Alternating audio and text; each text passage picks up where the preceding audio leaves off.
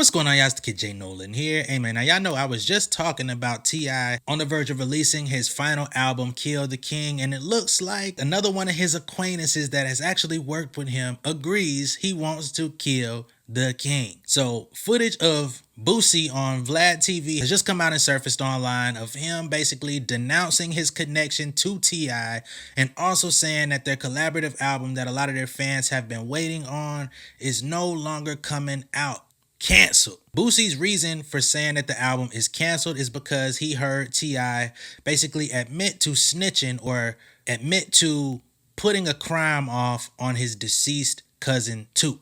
All right. There's a podcast that he put out a while back where he talked about this incident. I think they did this podcast maybe a year or two ago. The clip resurfaced online back in December of last year. I'm not going to play the clip of T.I., but I am going to kind of paraphrase what he said. I have it off to the side here, so please pardon me as I look over. Back in the early 2000s, before he blew up as an artist, he was on the verge of getting his deal and becoming who he became, but he wasn't yet at that place. He basically says, we were at Lenox Mall parking lot. We unloaded a truck of stolen clothes, so they were jugging clothes back then, boosting. He says, I'm talking to the man while I'm making the play. He remembered this, could look at everything like, man, y'all got. So somebody basically letting them know that the security or the police is coming. He says, motherfucker, we done said what you want. Get this and go. And right then, mall security pull up. We get in the car and we pull off. And then, of course, they followed behind us and called the real police. So before we actually get on the expressway, the real police pull us over. I have a gun. So he's got stolen merchandise in there.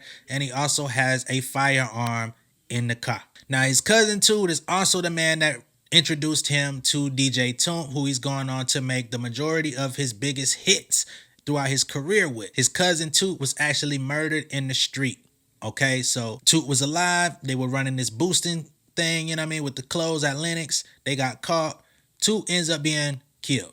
But T.I. still has to go through with the case. His lawyer was basically letting him know, hey, you could get away with this if you put it off on your deceased cousin.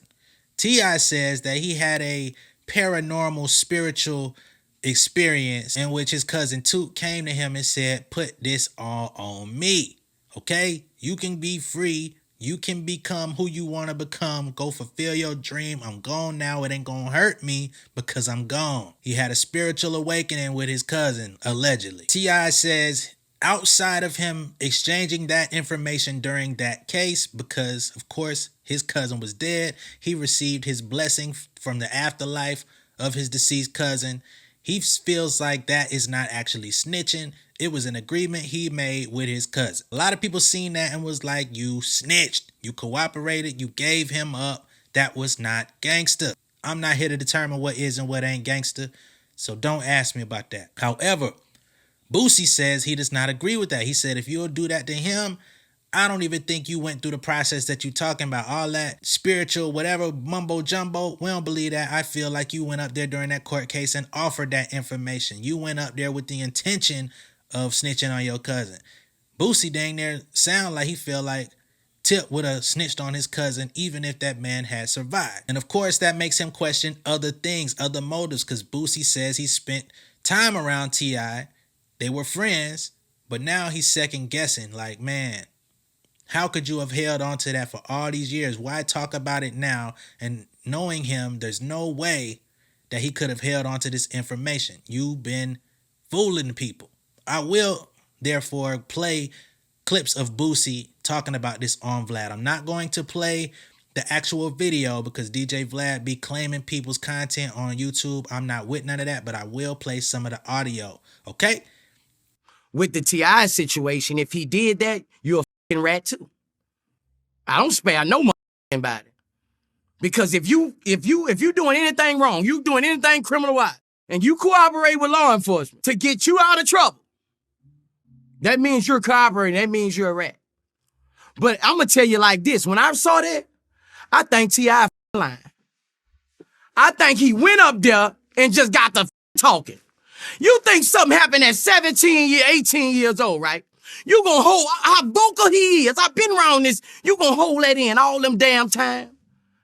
All this damn time for 20-something years, you gonna hold that in, and it finally came out? Why admit to that, though? Why admit to the after? Like, bruh, this is what I'm saying. T.I. He's saying this happening early in his career. Right. Like, when all this was going around with the video when he was doing it for the Crime Stopper shit.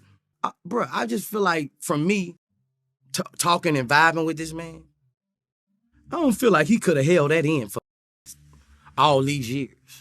You just basically just come out and say some like that, like I don't that know, shit man. Look, like, and then like I'm like, why the fuck he say that when we got a fuck album finna come out? okay. Like it was like, bro. Okay, so is that album coming out?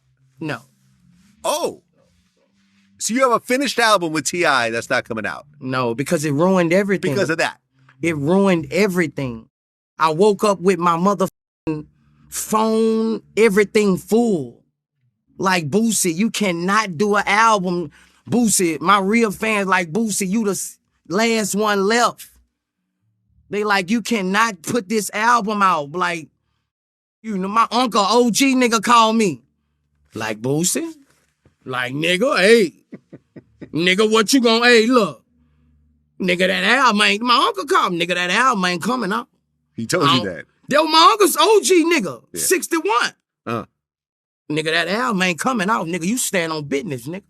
So yeah, man, Boosie has basically brought the relationship with T.I. to an emphatic end. He says his fans, his family, his uncles, everybody that supports him on a deep level has come to him and said, man, there's no way that you could put out an album with this man. He is a snitch. He cooperated with the law. He implicated somebody else in a crime that they both took part in. There's no way that you can stand next to him, put music out and act like it's all good. You got to stand on street business. You Boosie, you one of the last real ones left. Now, there may be some type of potential for Boosie and T.I. to have a conversation about this. I don't think T.I. would want to move forth with putting the album out with Boosie after Boosie goes on DJ VladTV and basically puts this information out without calling him first, without getting clarification. I'm sure Tip feels like they have a better relationship than that. They've spent time together. They've talked.